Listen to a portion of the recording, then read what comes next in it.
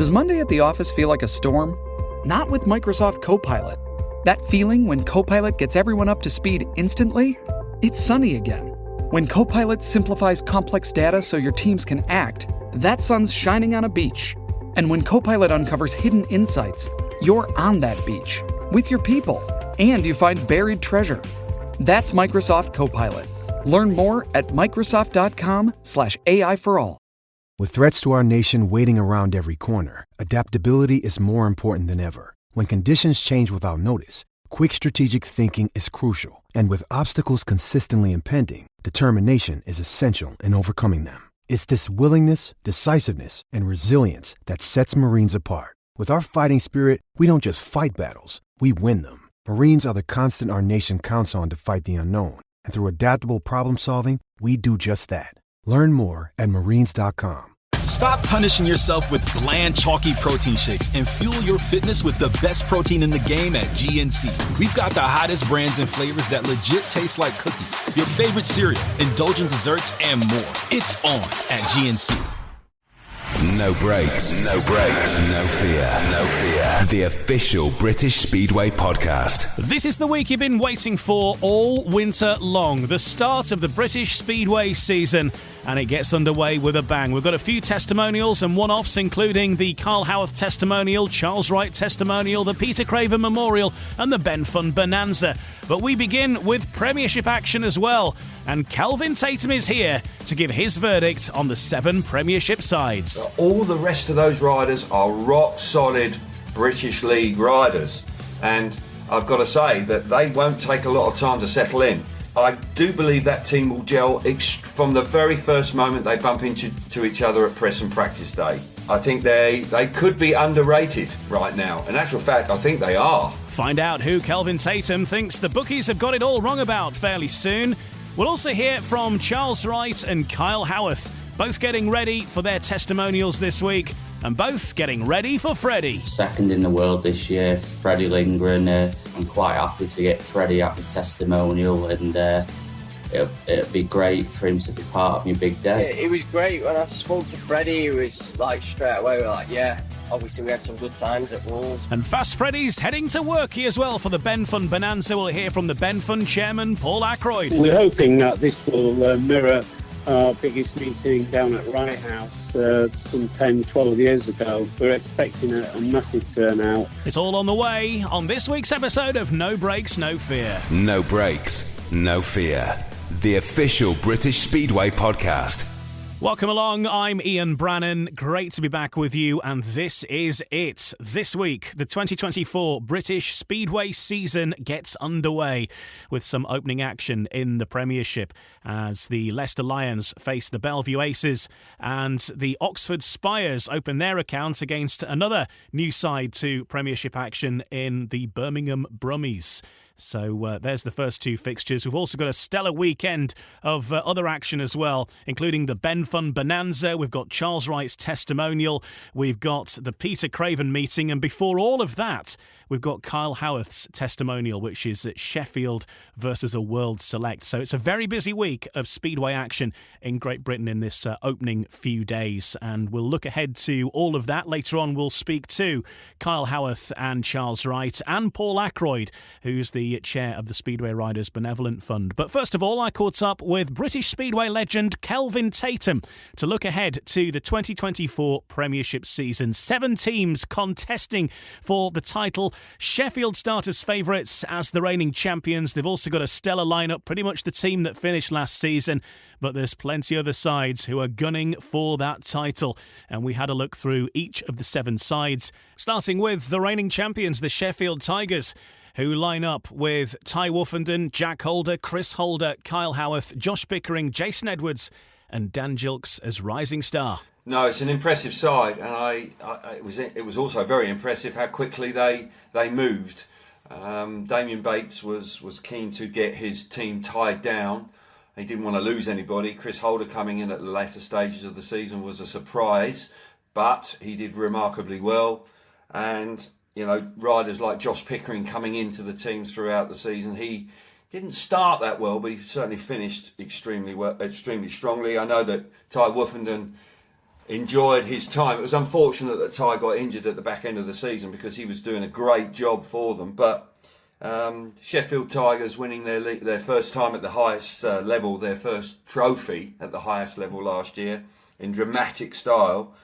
Fair play. They moved quickly, and to all intents and purposes, I get the feeling that Sheffield will be many people's favourites coming into 24. Spoke with Peter Adams through the course of the winter, and he feels that this season Ty is going to be a different beast because there's always been something off the track that he felt had explained really why Ty hadn't hit the heights that we know he's capable of, but he feels that those are gone and Ty is going to be coming in all guns blazing for the start of 2024. Yeah, Ty went through quite a traumatic period on and off the track in the last few years. He made a big decision to move into Poland, living just outside Wrocław, where he's been for some considerable time. There was some disruption in his team, and that I don't think helped at all. So, that's never easy. And clearly, the family didn't really settle in Poland. So, I agree with Pete Adams. I sense if you get your family life right and they're settled and happy. Also, it's a pressure cooker living in Poland. You never get away from it, particularly when you're living very close to the city and the town where you're racing. Every time you go to a shop, when you go shopping or get your food or whatever it is, go to the petrol station, there'll be somebody that will know you, and you will never be able to be truly switched off. And that brings pressures of its own kind. So yeah, let's hope he is. He has the talent. He's a proven winner, and he will be Bartosz Marslik will be a tough nut to crack, no question. But Workington has got 3 world titles, so you don't get lucky 3 times. And it would be fabulous for everybody concerned if he...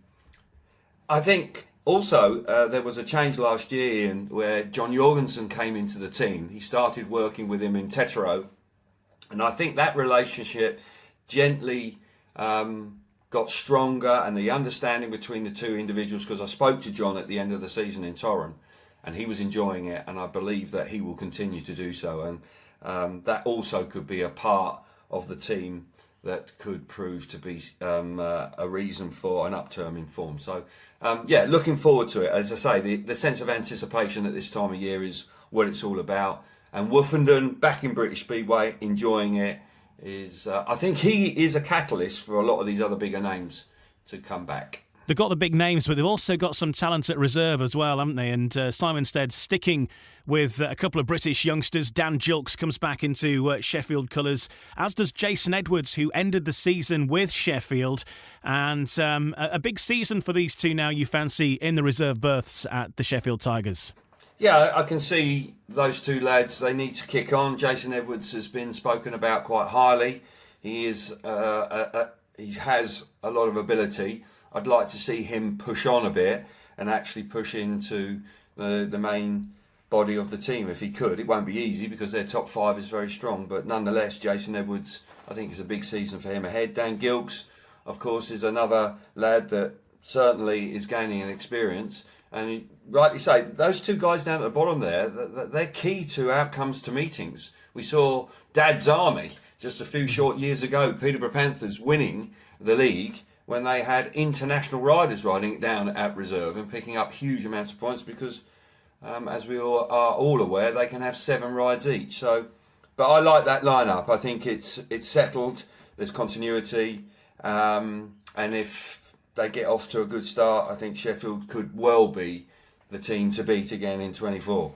Well, the side that was runners-up last year, Ipswich Witches, are back with another strong lineup. Jason Doyle and Emil Saifutinov, along with Keenan Rue, Adam Ellis, Danny King, Jordan Jenkins and Dan Thompson in the Witches lineup for 2024.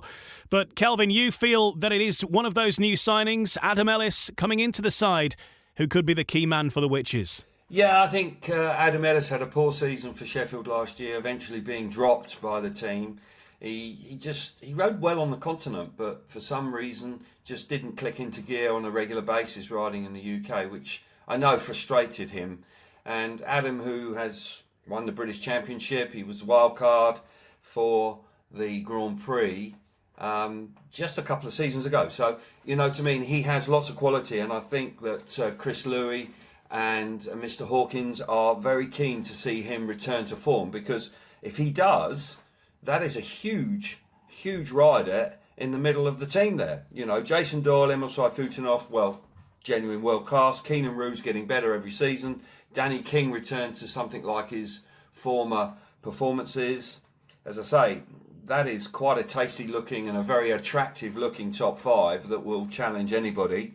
As I say, if Adam can find form and be rejuvenated down at Vauxhall, then I think that Ipswich will potentially go a little better, because they did so very well last year. But I think Adam being around Jason and Emil, I think that must rub off. I'd like to think it would rub off. So, and I'm sure he'd be determined to go better this year. They've also bolstered their reserve ranks. Dan Thompson comes back in, but they've also signed Jordan Jenkins, who comes in from Peterborough, who's put some good performances in around Vauxhall in the past when he's been riding there for Peterborough. So, and he was, in fact, I think, one of the shining lights in a Peterborough side that I saw at the start of the season. So, certainly made an impression there. And again, it's an area where maybe they struggled, certainly at the start of last season. Yes, and I think it was something that was difficult for Ipswich last year when they lost riders before the season started,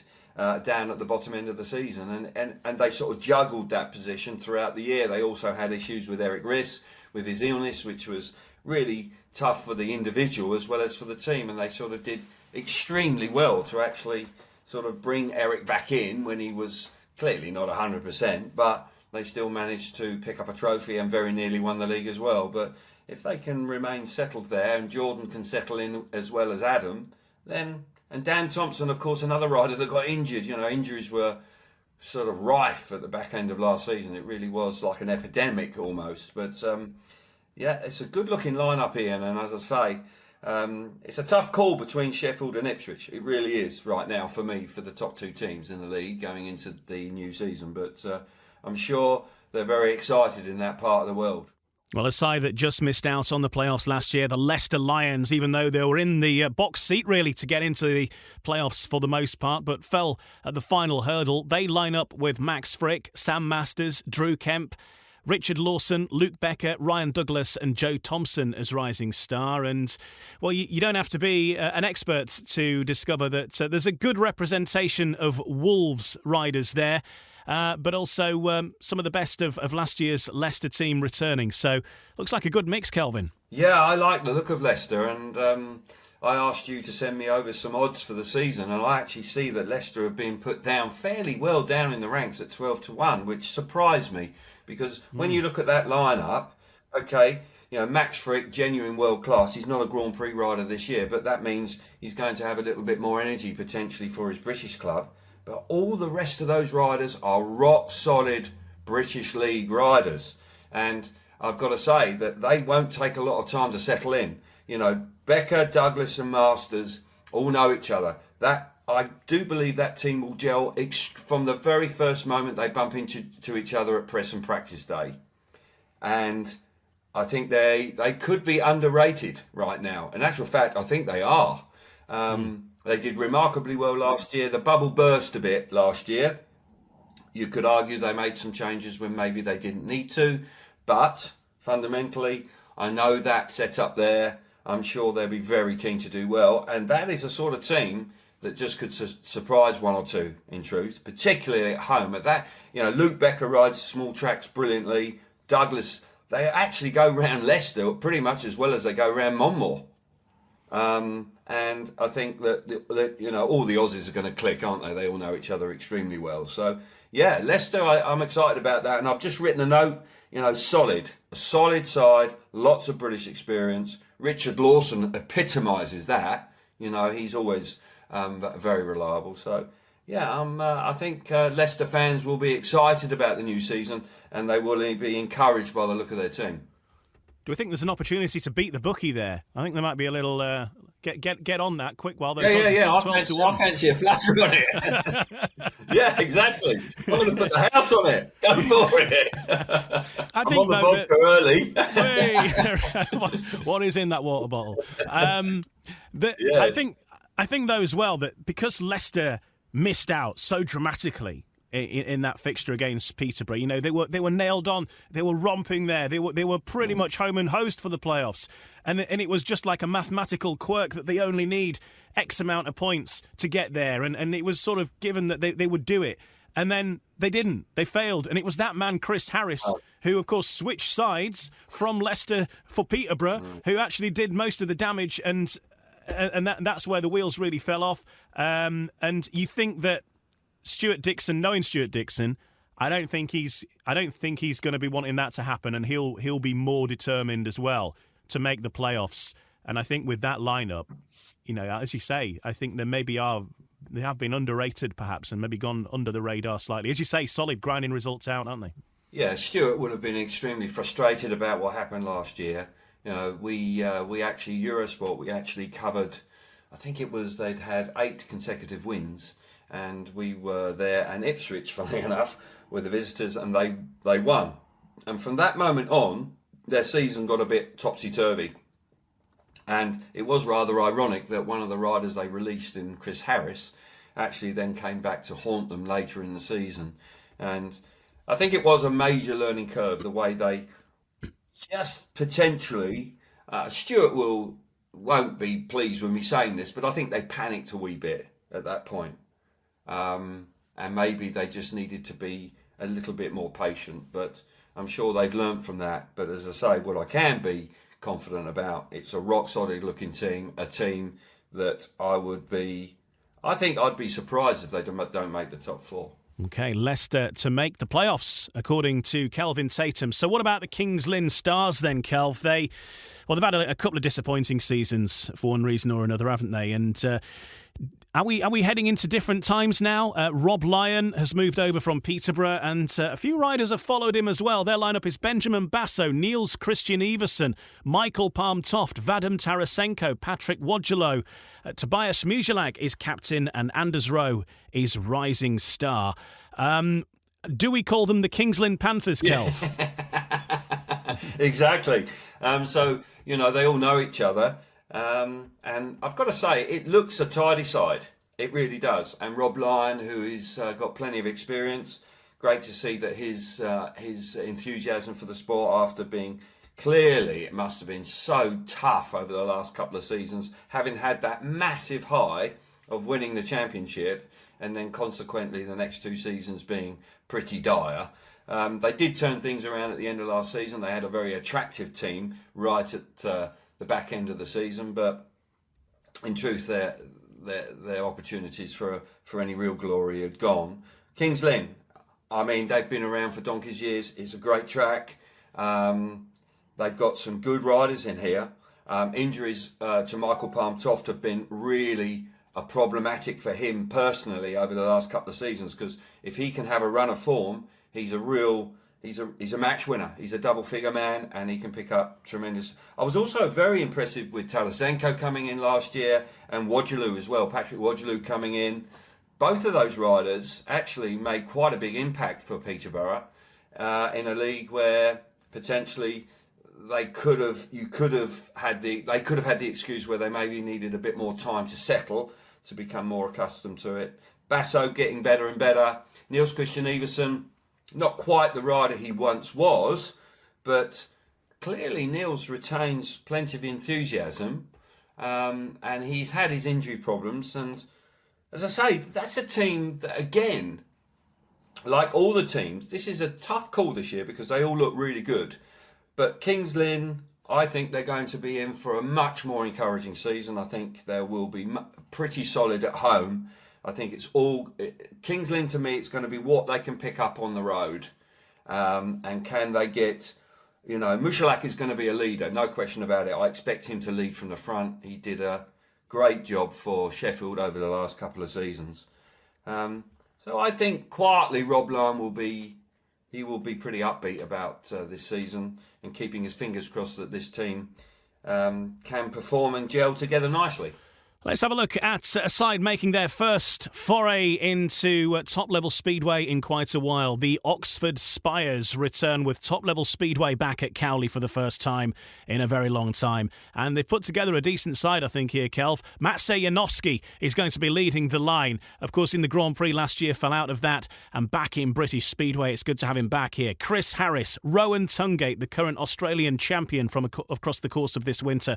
Nikolai Clint, Louis Kerr, who's been riding with Oxford with the Cheetahs in the championship until now as well, and Charles Wright also in the side. Rising star is Ashton Bowden. Looks like a solid outfit here with quite a lot of experience in British Speedway too. Yeah, they do, and Maciej Janowski hasn't been, I'm not sure exactly how long it's been since he last rode in the UK. You'll know that better than I will, but Maciej has had a disappointing season in 23, looking to rebuild himself, and I actually had a conversation with Chris Louis on more than one occasion last year where we actually, over a beer after a Grand Prix, were saying, can't understand what's going on with him. Maybe a return to the UK could be a good thing for him, just to sort of liven him up a bit, because there's no doubt that when he won league titles here before, particularly when he was riding for the Pirates, I mean, he was outstanding. He carried the team at times. So if the Oxford Spires can have that Maciej Janowski, then I tell you what, they are going to be in for a treat, because he's a top-class rider. So I'm excited to see him and see how well he goes. Harris, of course, you know exactly what you're getting with Chris Harris. He'll be top draw, giving it everything. Rowan Tungate, what a winter he's had. Aussie champion for the second time. If he can keep that confidence and roll it over into the 24 season, he could be. I've still got a slight question mark over his consistency. He can be a little bit hit and miss, but if he can just find the key to riding his home track, then he could have a good season. Nikolai Clint, a good rider, you know, a very professional rider, and I'd like to think he'll go good. And Louis Kerr, Charles Wright leaving Bellevue. Now that's quite a big change for him. Obviously he had several seasons at Bellevue and getting lots of success there, winning the championship, of course. But how he'll go at Oxford, he'll have to get his trapping hand on. That's quite a departure for him. I'd be interested to see how he adapts to it. And Ashton Bowden, I'm not that familiar about him. I haven't seen him too much, Ian, but I know that people are raving about him. Yeah, it's going to be an interesting season for Ashton Bowden. Only turned 16 last year. He's been riding Speedway for, just less than 2 years, and transitioned across from motocross, which he's been doing for quite a long time prior to that. It'll be interesting to see how he goes at the very top level, because, of course, this is quite a big step up, considering he was only riding National League a year ago and now he's in the top two leagues. So it's going to be a big year, but he has got good resources, good equipment.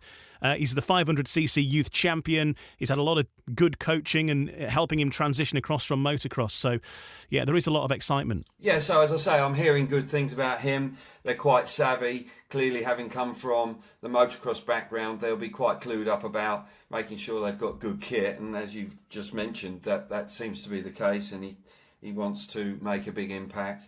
It's looking at the team, as I say, looking at all 7 teams prior to the podcast, they all look quite good. And if they all go well, then Oxford will have a great season. As I say, I don't know if they're a top 4 team. And people, of course, will slate you for coming out and saying that you might have a bit of negativity about a team. But I think the key to them, I think they'll be quite handy at home. I really do. It will be, again, how they travel.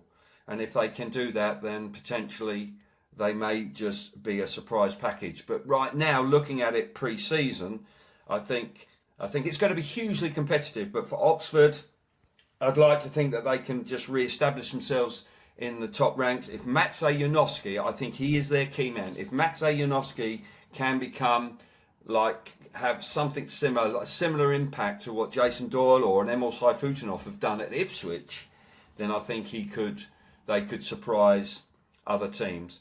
If he's a little bit below par, then I'm not sure. So, as I say, for me, if Janowski can find that form that we saw from him in previous times. Did you look it up when he was last here? Yes, 2015 with Poole. 2015. So, 9 years. Yeah, so it's some time ago. It's nearly a decade ago. So if he can recapture that sort of form that I witnessed and commentated on at the time, and he was outstanding, if he can do that, then Oxford will definitely surprise a few.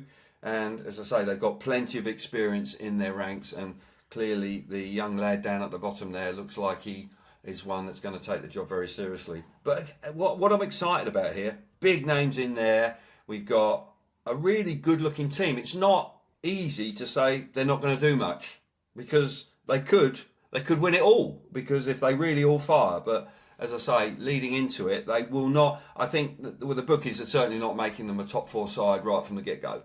Well, another side making the move up to the top level of British Speedway are the Birmingham Brummies, and their hand slightly forced by the situation with available race nights at Perry Bar. Monday was the only night they could realistically have the stadium to race, and that meant Premiership Speedway. So they've had to rethink in their side and put together a competitive outfit. And here is the side they've come up with. Piotr Pawlicki and Vaclav Milik, along with Victor Lampart, come into the side.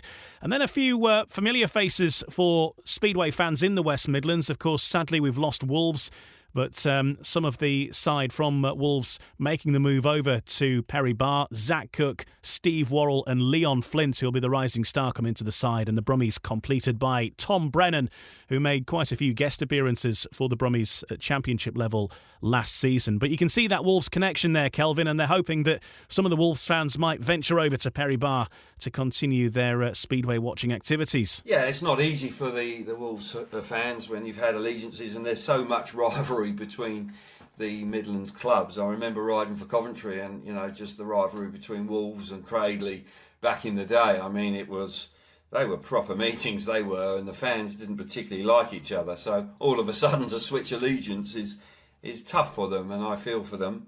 But I can understand it if one or two slip along to Birmingham and sort of like just creep in under the wire. I could fully understand it. And Steve Worrell and Leon Flint are obviously two riders that were pretty popular at Monmore Green, so they could well have a following there. Tom Brennan's an interesting one for me, Ian. Having had, a few seasons at Bellevue, roaring around that big track, up in Glasgow as well, and another big fast track. But Brennan obviously learnt and cut his teeth on Speedway down at Eastbourne at Arlington there.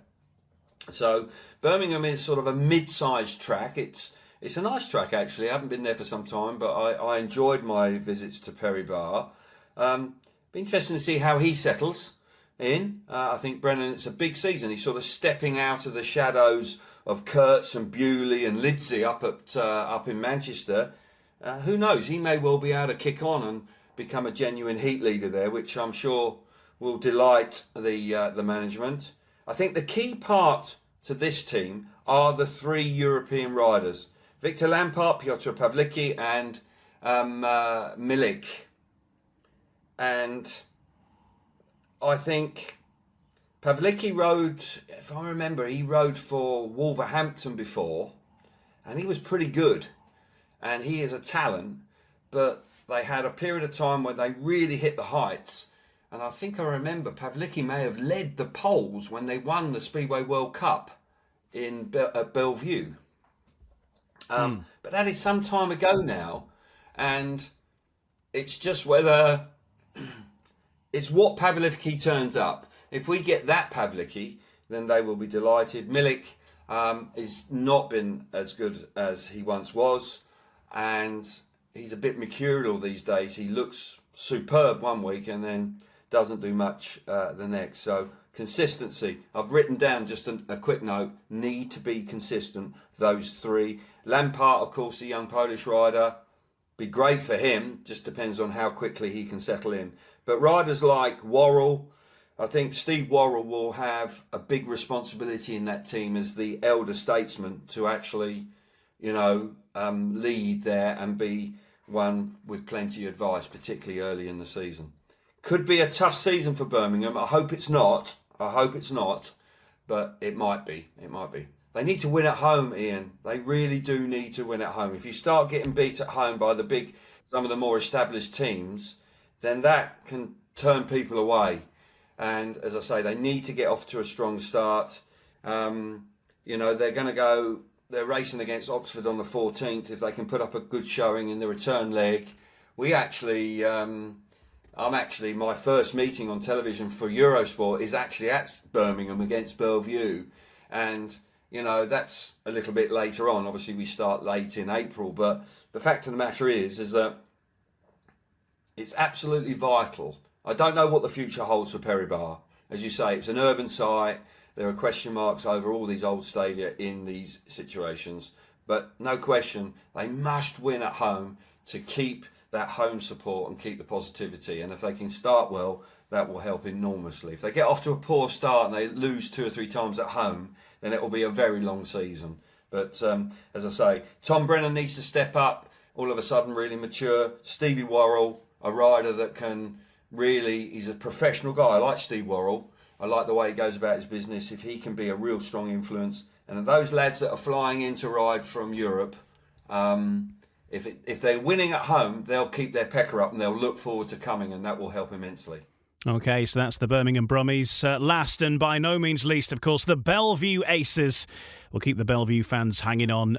Here is the lineup for the Aces of 2024. Brady Kurtz, Dan Bewley, Jamin Lidsey, Ben Cook, Norrick Bladorn, Connor Mountain and Connor Bailey. They're doing well with the Connors, but Connor Bailey comes in as rising star. Had a good season at the end of last season, became the British Under-21 champion, of course, in the mid-season, and then at the end was the National League Riders champion as well. And now he's looking to cement that place as rising star and really take the opportunity at the top level of British Speedway with both hands. Yeah, and good luck to Connor. I think it's a fabulous team to ride for. Whenever you can pull on a set of Kevlars with the Bellevue logo on there, I think the Aces, have got a tremendous history, and they are a very ambitious side. Mark Lemon is always looking to win the league.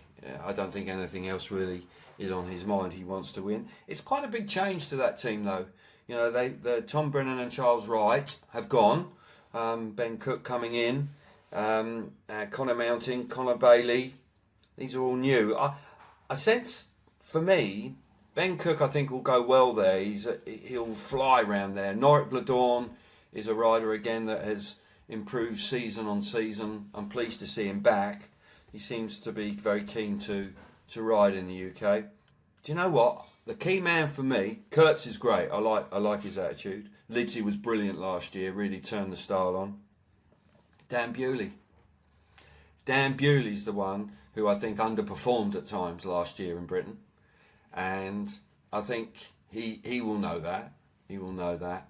And I'd like to think that if Bewley can get back to his best for the Aces, because that will mean, at times there, he didn't really score the points I was expecting him to, and he seemed a bit lacklustre, whether he was riding too much and just a bit burnt out. I don't know.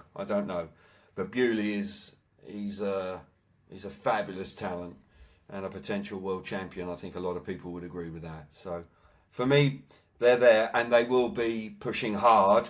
I thought they'd miss the big heat leader. I thought Zagar moving away from the team last year, I thought they would miss him, but they didn't, because Jamin Lidsey came on so strong, and I like that. I think he's coming, and they've got riders that are coming to an age now where they really are, like Bladorn, Lidsey, Cook. I think they are all moving in the right direction.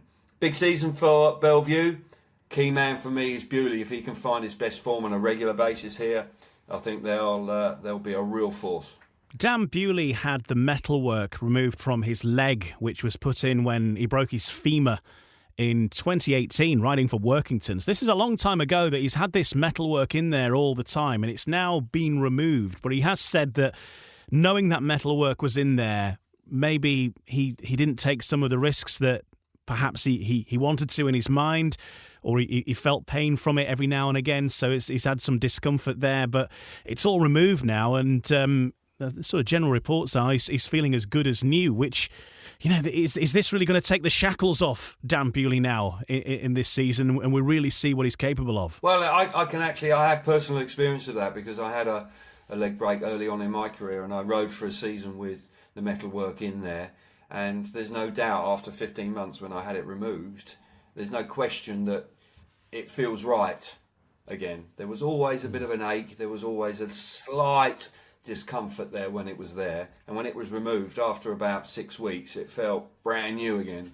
And so I can relate to that. And that will be a positive for Dan. It's something just in the back of your mind that you haven't got to concern yourself with, or it doesn't niggle at you. It doesn't niggle at you. You know, it'll be on an aeroplane. It'll be when you're a bit stiff or you have a bump. It might not just bounce as well as you would like. As I say, Bewley on top form is a sight to behold. He's one of the best, or arguably one of the best riders in the world. So Bellevue will be looking for him to go great guns this year. And the Bellevue Aces open their season with the Peter Craven Memorial Trophy, which takes place on Monday, March the 18th, which has got a fantastic lineup there as well. And here is the lineup, in fact, featuring Freddie Lindgren, Max Frick, Dan Bewley, Luke Becker, Brady Kurtz, Jamin Lidsey, Jason Doyle, Selina Lieberman, Connor Mountain, Norik Bladorn, Robert Lambert, Matt Sajanowski, Connor Bailey, Ben Cook, Chris Harris and Niels Christian Everson. A couple of track reserves in Sam Hagan and Freddie Hodder. But that is quite some way to open the season with a top-class lineup there, Kelvin. Fabulous looking lineup. Really is. It's a very good lineup. And let's just hope that the weather behaves and that they can get off to a flying start up there, because as I say, I think that will drag a lot of people along to watch, particularly early season when everybody's full of enthusiasm and desperate and starved of action. Robert Lambert turning up, Matt Sajanowski, Lindgren, Bewley, Doyle. Fabulous way to start the season, and clearly some of the big names in the league flexing their muscles early in the season. And you know, Bellevue, fabulous track. I tell you what, that'll be quite a treat to start the season. If it's a dry night, it'll be fabulous. Yeah, look forward to that one. The 18th of March for the Peter Craven Memorial Trophy. Selina Lieberman, of course, the first female to grace that event. She has ridden in similar events before at Pardubice, but never the Peter Craven.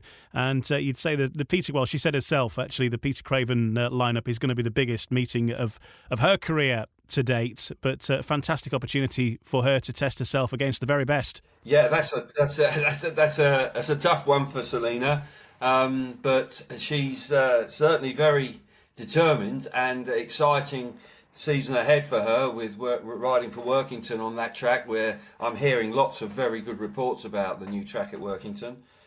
So I think it'll be a great experience for Selina to be there. If she can pick up some points and beat some of those bigger names, it will be a massive boost to her confidence. The sort of track that actually she will probably settle in quite nicely with, because she's used to the bigger European track. So, and I would love to think that she'll be really excited about going there and be part of that night. Well, to make the fixture even bigger, we've got some news for you, and that is that you will be able to see the Peter Craven Memorial live on BSN. Anywhere in the world you can watch this. The Peter Craven Memorial meeting on Monday night from the National Speedway Stadium, live on BSN. You can get your passes now on the BSN website. It's the only place you can watch it. Don't follow any dodgy links. The British Speedway Network, the only place. watch.britishspeedway.co.uk and get your pass there, so you can watch it anywhere in the world. And I believe there is a plan to have Polish commentary available as well for any Polish viewers who want to check in and watch this one. So there's a Polish commentary option, I think, is the plan. So that's Monday night. The show will start at 6:30. The tapes up is 7 o'clock. Huge fixture, Peter Craven Memorial meeting. Kelvin Tatum on No Breaks, No Fear, and you can hear more of that conversation, more detail on all those sides, and much more besides on Kelvin Tatum's own podcast, which is called Tatum Talks. If you search for Tatum Talks Speedway on any podcast app, or indeed on YouTube, you can search for it on there as well, because there's a video version also available, and you can see Kelvin's thoughts in full on all 7 of the Premiership sides and much more besides. In the next part of No Breaks, No Fear, we'll begin a look ahead to some of the action coming up early season in British Speedway. We've got a couple of big testimonials on the way. Charles Wright marks his testimonial at Redcar at the weekend. Before that, Kyle Howarth marks his testimonial at Sheffield. with a World Select side taking on the Sheffield Tigers. We'll hear a little more from Kyle Howarth in the next part of No Breaks, No Fear. Introducing Royal Caribbean's newest ship, Icon of the Seas, the ultimate family vacation. The ultimate 6 slides, 8 neighborhoods, 0 compromise vacation. The ultimate never done that, can't wait to do it vacation. The ultimate chillin' by a different pool every day of the week vacation. This is the Icon of Vacations. Icon of the Seas, arriving in 2024. Book today. Come seek the Royal Caribbean. Ships Registry, Bahamas. Getting engaged is a moment worth cherishing. A one-of-a-kind ring that you design at Blue Nile can help your love sparkle. Just choose your diamond and setting. When you've found the one, you'll get it delivered right to your door. Finding the right engagement ring can be nerve-wracking. At Blue Nile, you'll have the expert guidance needed and a diamond guarantee that ensures you're getting the highest quality at the best price. Cherish all of life's moments and save up to 30% at BlueNile.com. That's BlueNile.com. Survivor 46 is here, and so is On Fire, the only official Survivor podcast, and we have a twist this season. The winner of Survivor 45, Dee Valladares, will be joining us every week. We're going behind the scenes of the biggest moments, the how and the why things happen, and the strategy and analysis you can only get from someone like me, a Survivor winner. Listen to On Fire, the official Survivor podcast, wherever you get your podcast.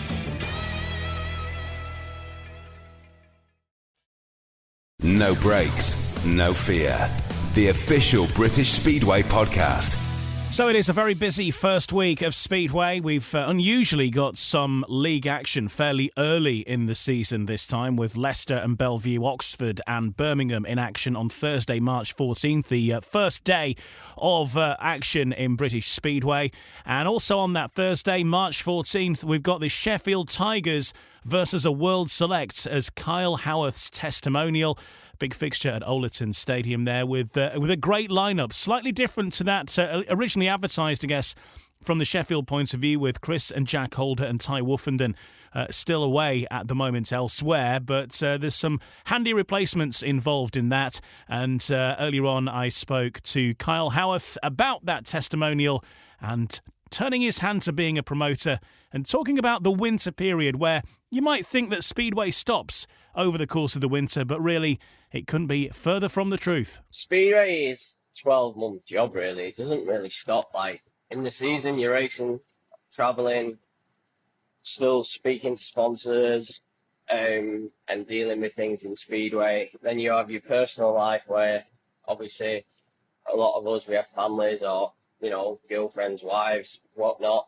So also that you have that, and then in the off season, as soon as the season finishes, like, you just don't go hibernate for 5 months and then appear again. It's building bikes, getting new sponsors, trying to get sponsors back and trying to find new sponsors, and like you said, trying to do your deals with the clubs, and then organising for this year coming. And so there's a lot to it. It's not just about these shiny bikes and yourself rock up to the track and race and whatnot. There's a lot in it what goes in, and it's all preparation, and 12 months is just non-stop. And I feel like since the season's finished for myself, it's just not stopped. And I'm currently on the road to dropping some bikes off at Ipswich to go to Poland, and exactly all that. Like, it's not just your English stuff. If you're racing abroad, you've got your Polish or Swedish or whatnot stuff to sort out. So there's a lot to it. And the season will be here soon, and your meeting is one of the very first, your testimonial, which is taking place at Workington Stadium in Sheffield. And well, tell us about that meeting, because it's a team event, so we're going to get a first look at the Sheffield team and a World Stars team as well. And you yourself now, you're turning your hand to being a promoter as well. How's that going? No, first of all, I couldn't do it without Julie Redding. She's been a star, and she's been really a great help for me, and she's basically helping me run the testimonial and getting things organised. So she's been great to work with, and yeah, there's a lot to it. I understand. I have a lot of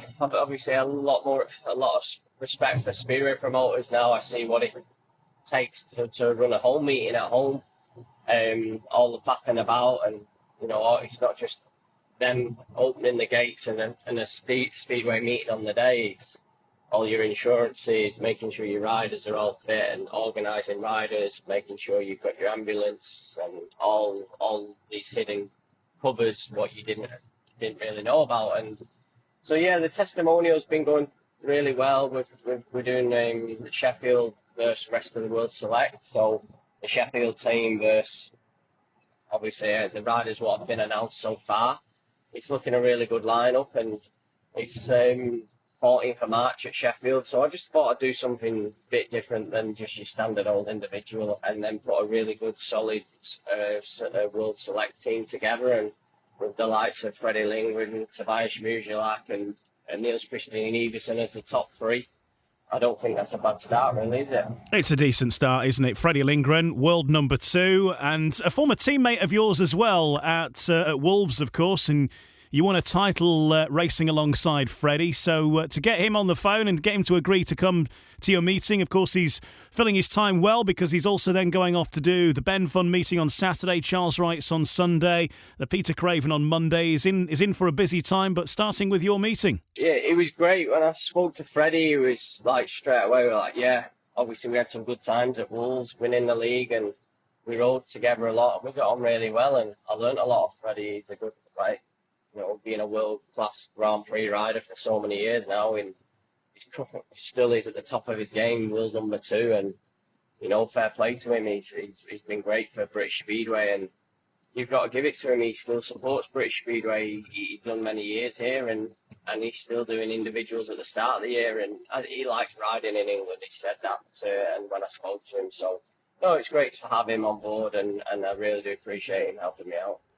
Of course, people know what's happened to Wolves, but with Freddie Lindgren, of course, yourself, Rory Schlein, instantly there are 3 ex-Wolves riders, and may well be more to be announced as well. So give something for those Wolves fans who this year, of course, find themselves without a club to go and support some of the riders that have brought them joy over the years as well. Yeah, for sure. I thought it was great to have some Wolves. I think it was being a Wolves rider for 4 seasons was great, and I really had some good memories. So I thought it'd be nice to get some Wolves and get some Wolves fans over and give them something, because obviously it's such a tough year for the club last year and everything going on. And I think a club what had such a really good history about it, and they've always been at the top of the game. CVS and Pete Adams have always put a really successful team. They've always been around the playoffs, haven't they? And in 2016 winning the league, 2017 getting to the grand final, and the previous years they've got to the semis and they've been really good. So it's just a shame how it's gone, but this is Speedway at the minute, and hopefully they can be back in the next coming years, and hopefully they can be back in CBS, and then Pete Adams can be running a show again. Yeah, Pete Adams certainly doesn't feel he's done with Speedway, so watch this space either way, I think, on that front. Let's talk about Sheffield last year. You were the only rider to start the season and end the season. Of course, Sheffield ending with that league title, first top flight league title.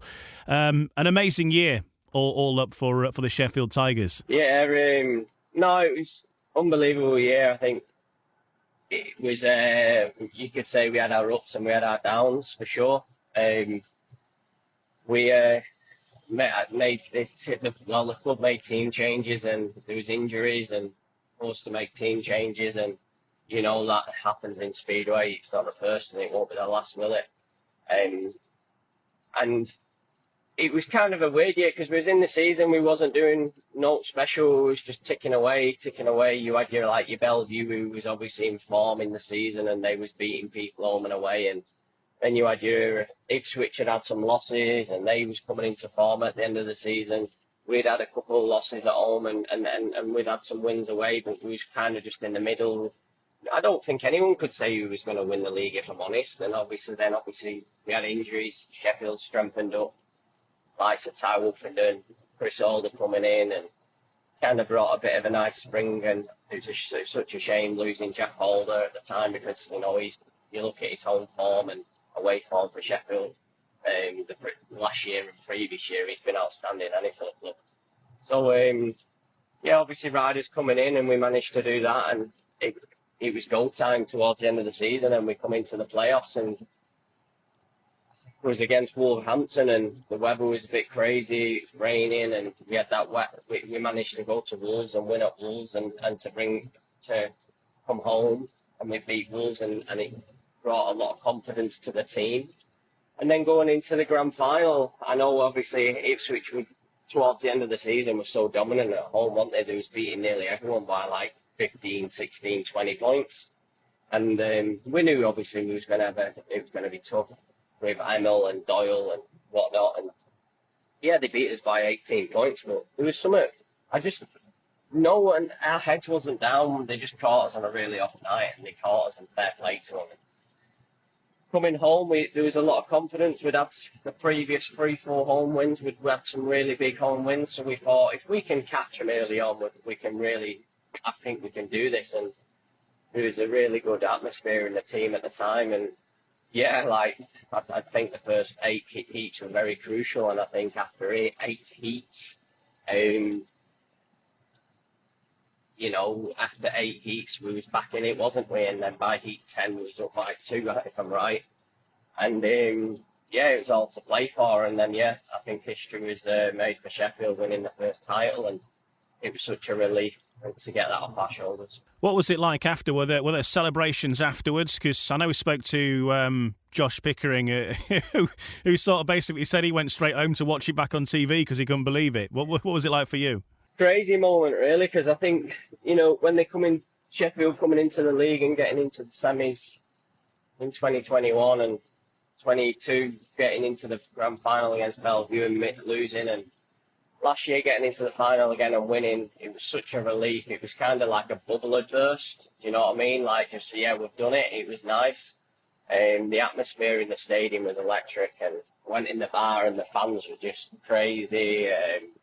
It was packed. It was nice to see a Speedway bar like that, if I'm honest. Really packed to the rafters. You couldn't really get in. It was so busy, and it was just great for the club. I went home, and if I'm honest with you, I've watched little clips back. I've not watched the meeting back, but it was just great. Like, there's just so much going on and so much to remember, and there was just a lot of happy people around, and it was nice to give back to the fans, the promotion, and the sponsors to give something back, and it was nice to see that as a rider. Kyle Howarth, the Sheffield Tigers captain, talking about their season last year, romping home to the title, and also his testimonial, which takes place on Thursday, March 14th, 7:30 start at Workington Stadium. The only way to see it is to be there live as the new season gets underway in South Yorkshire. Here are the teams then. Sheffield, Tobias Musielak comes back in for the night, back into the Sheffield Tigers. Kyle Howarth, Rory Schlein, Jai Etheridge, Josh Pickering, Jason Edwards and Dan Gilks. And the rest of the world select, led by Freddie Lindgren, world number 2. Eric Riss, Justin Sedgman, Michael Palmtoft, Niels Christian Everson, Jake Allen and Simon Lamberts. That's the 2 sides battling it out at Workington Stadium in the season opener there, all for the benefit of Kyle Howarth in his testimonial year. Well, another rider celebrating their testimonial year is Charles Wright. His fixture takes place on Sunday at Redcar's Echo Arena, where, of course, Charles Wright is captain of the Redcar Bears.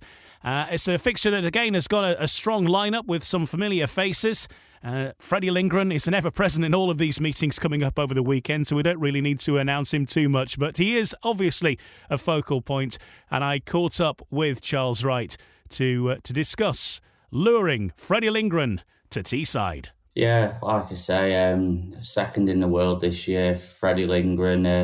It gets it off to a good start and gets the fans excited with the other names following. So I'm quite happy to get Freddie at my testimonial, and it'll be great for him to be part of my big day. Fast Freddie around Redcar is going to be something to behold, isn't it? And I think he was supposed to make it there last year, wasn't he, for one of the meetings, the Stuart Robson one, but obviously that fell victim to the weather. Hopefully that's not the case for you, but it's going to be one to watch, isn't it? I don't think he's been to Redcar before. He won't have had a chance to race there before, will he? Or has he? No, with it being Championship, he's probably never ridden there, and obviously that's good for the red car fans in Championship clubs. Where they'll never see a rider like that round there. So it's good to have him.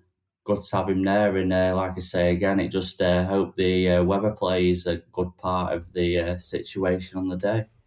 Okay, and yeah, fingers crossed, as you say, for the weather. It's all you can do, isn't it? But assuming it all goes to plan, then, which is what we hope. What is the format? Is it a team event? Is it an individual, like a Grand Prix event? How are you running it? Yeah, so it'll be 16 riders, 20 heats, 1 semi and 1 final. So 2 go straight through to the final, and 2 go through from the semi-final into the final. There's Charles Wright, his testimonial then at Redcar, Sunday, March 17th. It's an afternoon job, tapes up at 3 p.m. Here is the lineup for that one. Freddie Lindgren, of course, Eric Riss racing in that one as well. There's quite a lot for Bellevue fans in this one. Of course, Charles Wright, a former Bellevue rider. Brady Kurtz, Norick Bladorn, Jamin Lidsey, Jai Etheridge, all lining up in this one. As is Ben Cook, of course, a Bellevue rider for this year. Richard Lawson is also going to be there. Danny King, Jason Edwards, Louis Kerr, Jake Allen, Kyle Howarth, Steve Worrell, Jonas Knudsen, Jake Mulford and Chris Harris, former track record holder there as well. So it's a decent lineup, that, isn't it? Decent lineup at Redcar, a terrific racetrack. Personally, one of my favourites, I have to say. If you've not been up to Redcar before, or indeed if you're heading to Workington, consider making a weekend of it, because you can head across the hills and see some more top speedway. When we recorded that was a couple of weeks ago. The weather forecast for Redcar, I have to say, it does look fairly tropical for Sunday. We're talking 15 degrees and sunshine on Teesside. You can't whack that. That's like as good as it gets. So maybe make a plan for that one, and hopefully we'll see you there for that fixture, which is also going to be streamed live on BSN as well. British Speedway Network also showing that one. They've got 3 big meetings for you this weekend, including the Ben Fund on Saturday. We've got the Charles Wright meeting on Sunday, and then on Monday, the Peter Craven Memorial, all live and exclusive on BSN, British Speedway Network. And on that note, talking about the Ben Fund meeting, we've got the chairman of the Speedway Riders Benevolent Fund next to tell us more about what's going to be going on at Redcar. Paul Ackroyd joins us in the next part of No Brakes, No Fear. First, the bad news. SAP Business AI won't help you generate cubist versions of your family's holiday photos. But it will help you understand which supplier is best to help you roll out your plant-based packaging in Southeast Asia, or identify the training your junior project manager needs to rise up the ranks, and automate repetitive tasks while you focus on big innovations, so you can be ready for the next opportunity. Revolutionary technology, real-world results. That's SAP Business AI. This episode is brought to you by Hyperice, the leader in advanced warm-up and recovery technology. They have tons of innovative products, like Venom-heated wearables to help soothe sore back muscles, Normatec compression boots to speed up recovery and increase circulation, and Hypervolt massage guns to improve mobility. Loved by athletes like Naomi Osaka and Erling Haaland. Try them yourself. Get 10% off your order with the code MOVE at hyperice.com. Hey, it's Kaylee Cuoco for Priceline. Ready to go to your happy place for a happy price? Well, why didn't you say so? Just download the Priceline app right now and save up to 60% on hotels. So whether it's Cousin Kevin's Kazoo Concert in Kansas City, go Kevin, or Becky's Bachelorette Bash in Bermuda, you never have to miss a trip ever again. So download the Priceline app today. Your savings are waiting. Go to your happy place for a happy price. Go to your happy price, Priceline. No Brakes, No Fear. The official British Speedway podcast. As the British Speedway season gets underway then, traditionally one of the curtain raisers every year is the Ben Fund Bonanza meeting, which raises much-needed funds for a very unique charity, the Speedway Riders Benevolent Fund, which exists purely to help out those who have been involved in the sport, who find themselves injured. But of course, that doesn't necessarily mean injured at that particular moment. Injuries in Speedway can have long-lasting effects, as many riders know only too well. And head of the Speedway Riders Benevolent Fund. The chairman is Paul Ackroyd, who joins us now. Welcome to the podcast once again, Paul, and once again a big weekend for you. You must be very busy, but looks like an exciting lineup at a brand new venue as well in Workington. First time the Ben Fund Bonanza has been there, and all set for what should be an amazing weekend of Speedway. Yes, indeed. Firstly, thank you for allowing me to speak on the programme. That's very appreciated.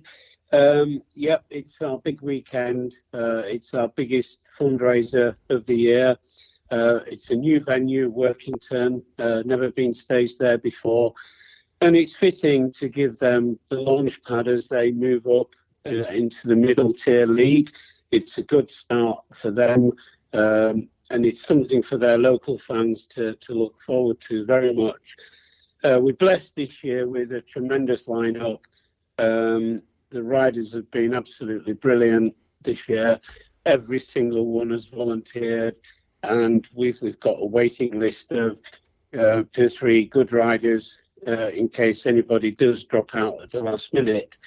And we're blessed really because the local favourite, Dan Bewley, everybody in the Workington area in Cumbria, they want to see Dan race, and he's going to be there along with world number 2, Freddie Lindgren. So it's a terrific launch pad for Workington to move forward. As you say, the headline act has to be Dan Bewley. Of course, he's raced there in practice many times. It's a track that he rode on before it was developed into the circuit it is now. So it's very much the patch he grew up on. But this will be the first time he's raced competitively around this circuit. And as you say, to have a world-class rider like Freddie Lindgren taking part, as well as the rest of the lineup, which in itself is solid. 2 real headline acts there, and the connection, of course, with Dan Bewley and Steve Lawson, who's been his mentor. There's so many little stories there, aren't there? There are indeed, and it's fitting that Dan is supporting Steve in this way, and he's helping us as well. But linked to that, we've got riders like Danny King, who has won the Benevolent Fund Bonanza 2 years now, so he's looking to try and make it 3. We've got our ever-present Ben Barker, who is ridden in every single Bonanza meeting. We've got Eric Riss, Sam Masters, Justin Sedgman, Brady Kurtz, Kyle Howarth. So there's a really, really strong field there, which should provide some excellent entertainment for the fans. Now, of course, it's all about making money for the Ben Fund Bonanza. Give us an idea of how important this meeting is for the Benevolent Fund in terms of contributing to your fundraising activities each year.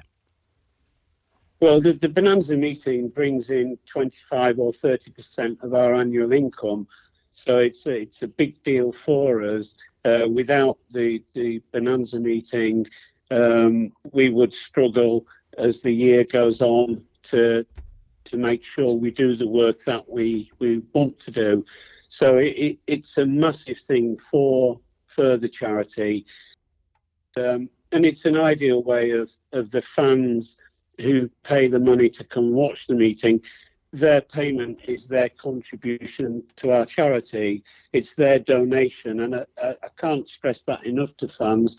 When they buy a programme, when they pay their admission, that is their gift to our charity to help us do what we do. There are other ways that fans are going to be able to contribute money, aren't there? That you've done various other sponsorship packages and so on. Of course, the buckets will be going round through the course of the meeting as well. Tell us about the other things that you've got going on the day. Apart from the main meeting, of course, there's some other side shows as well. As always, some other races to watch as part of the meeting. So you're going to get a lot of speedway in your 3 hours or so that you're there. Yes, indeed. To back up the main event, we've got 3 races with female riders, and this, I think, is the first time that they're going to be on display in public or in view of the public. And we're very keen to support the females in Speedway. The FIM are very keen and active to get female racers into the sport, and they've given us a lot of backup last year, and we're working alongside them to promote that avenue within the sport in England. So we've got three female races, and of course every year we support Neil Vatcher and his youth programme, and so there'll be 4 of the youth under 16 riders there. They'll be having a couple of races also. So it's going to be a fun afternoon of mixed racing with some variances that have not been seen before. Yeah, and so that's what, like we say, there's a lot of stuff going on, a lot of activity going on, both on and off the track. Now, it starts at 2 o'clock, doesn't it? 2 o'clock start time on Saturday afternoon. So make sure you get there early. It's not an evening event because, of course, they don't have floodlights, I don't think yet, do they, at Workington? So it needs to operate in daylight hours. And there's also a bit of a heads up, really important heads up, that it's a cash-only event, isn't it? So people need to come prepared. That's true, yeah. The gates will open at 12 o'clock. There are plenty of catering facilities and some side stalls and some activities for children. It's going to be there for everybody to enjoy the afternoon. And it's part of a busy weekend of Speedway, really. It sort of kicks off a fantastic weekend of Speedway because you've got Charles Wright's event on Sunday. You've got the Peter Craven event on Monday at Bellevue. And also, if you're travelling a longer distance, there's also the Celebration of Speedway event at Paradise Wildlife Park too, down south. So there's lots going on this weekend, and this is obviously central to all that opening weekend activity. Yes, indeed. We the Benevolent Fund, will have a stand down at Paradise Park. So we're really stretching ourselves this weekend. The World Speedway Riders Association, they put a lot of effort into this event down there. And they've been very generous in backing and supporting our meeting financially. And we work very closely along with Bert Harkins and his team down there for the good of Speedway. But for fans travelling north of England, what a terrific start to the season, really. There's a meeting at Sheffield on Thursday. There's our meeting on Saturday, as you said. There's the Charles Wright event at Redcar on Sunday, and the Peter Craven Memorial at Bellevue on Monday. So what a terrific start to the British Speedway season.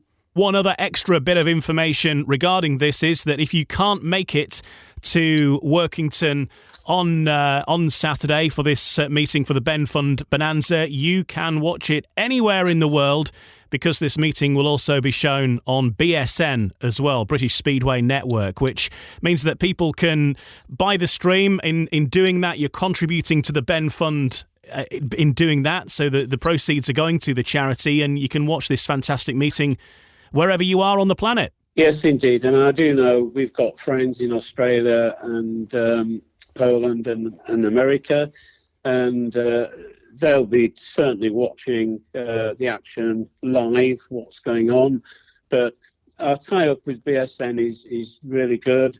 They have been very supportive to us last year, and it was a no-brainer to hook up with them again to transmit this event for us on Saturday. Okay, so you can get those passes online. All the details are available, and it's going to be a very busy weekend, opening weekend for everybody in Speedway and for BSN as well. So get to the BSN website for all the info on the various meetings that you can take in, regardless of where you are in the planet. And I think also a plan to for all of the Polish viewers. I think there's going to be Polish language commentary as well. So a different innovation trying this season in these first few meetings. So if you are in Poland, you're a Polish listener, then you can have it in Polish this weekend too. So that meeting, anyway, the Ben Fund Bonanza, it's at Workington, kicks off at 2 o'clock. That's tapes up at 2 this Saturday. Gates open at 12. I think get there early, Paul, because I think you're going to have a decent crowd. We're hoping that this will mirror our biggest meeting down at Wright House some 10, 12 years ago. We're expecting a massive turnout, and everybody's geared up to accommodate that. And for people who've never been to Workington, to the new track, it is a really lovely place. And I visited them 3 times last year, and I was blown away with what had gone on, and the track and the racing.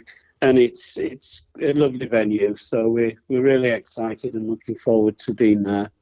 Yeah, we did the on BSN did the National League Riders final, the final meeting of the year at Workington last year, and it was my first visit there. And it's I echo that. It's a lovely little place. You feel like down that back straight, you're walking through the trees. You sort of feel like you're on a bit of an escape retreat in the woodland, and then there's a speedway track. It's it's a fantastic little venue, and the track itself, the racing you're going to get with the best one in the world. I don't think we've seen the best of the track yet, and I think with some of the best riders on it that you've got in your lineup for the first time, we're going to see some real hard racing, I think, and from some of the world's best, and really see what it's capable of now. Yes, there's not many venues where when you're looking out from the home straight, if you look to the right you can see the sea, and if you look to your left you can see the hills of the Lake District.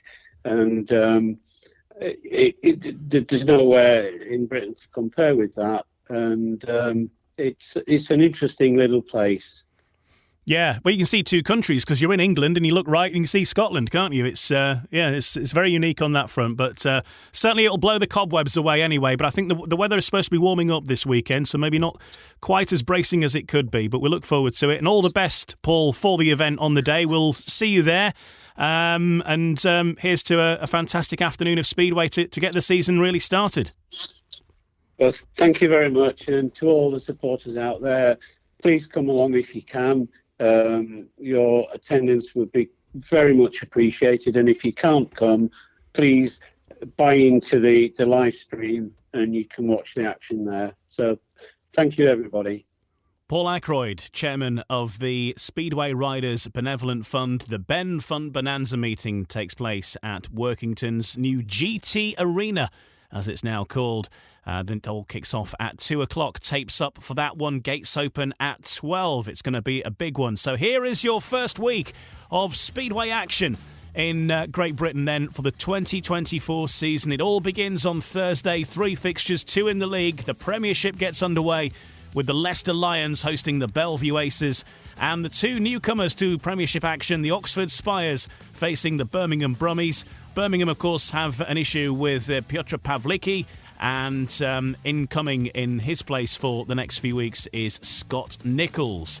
Plot twist, Scott Nicholls has been riding for the Oxford Cheetahs for the last couple of years, and he's heading back to race against the Oxford Spires. And we've got that testimonial as well, Kyle Howarth testimonial at Sheffield, Oleton Stadium, 7:30, Sheffield Tigers versus that World Select side. Then on Saturday, the next action, just hearing about it, the Ben Fund Bonanza takes place at Workington. It's 2 o'clock tapes up for that one. And then on Sunday, it's Charles Wright's testimonial at Redcar. 3 p.m. tapes up at the Echo Arena on Teesside for Charles Wright's testimonial. And on Monday, it's another huge one. It's the Peter Craven Memorial at Bellevue's National Speedway Stadium. Bear in mind, this is a 7 p.m. tapes up. It's a big meeting. All guns blazing. There's going to be world stars there. It's an epic lineup. And if you can't be at the National Speedway Stadium, you can watch it live on BSN on Monday night. A huge fixture there with some of the world's finest. And of course, that 6-rider final as well to round things off. What a way to start the season. And then looking ahead to next Thursday, it's back to Premiership action, and it's a crammed programme. Ipswich versus Bellevue, Leicester versus Kings Lynn, and Oxford versus Sheffield Tigers. Leicester versus Kings Lynn also live on BSN next week as well. The Speedway season is back, folks. It's going to come at you thick and fast now, all the way. Enjoy it. We'll be back next week with more action, reviewing what's happened in the first throws, the opening accounts of the season, and looking ahead to a very busy second week of the programme. Keep up to date with everything happening on British Speedway, of course, on the official social media channels, on Facebook, Twitter, Instagram, and now, of course, TikTok and on the main website as well. And we'll see you next week for the next episode of No Brakes, No Fear. No Brakes, No Fear. The official British Speedway podcast. Sports Social Podcast Network. Hello, Saver. Whether you're saving for that trip to the tropics or saving for an emergency, now is the time to take advantage of Wells Fargo's savings options. Wells Fargo offers savings accounts that can help you save towards your goals. So, what are you saving for? Visit a Wells Fargo branch or wellsfargo.com/save to open a savings account today. Wells Fargo Bank, N.A., member FDIC.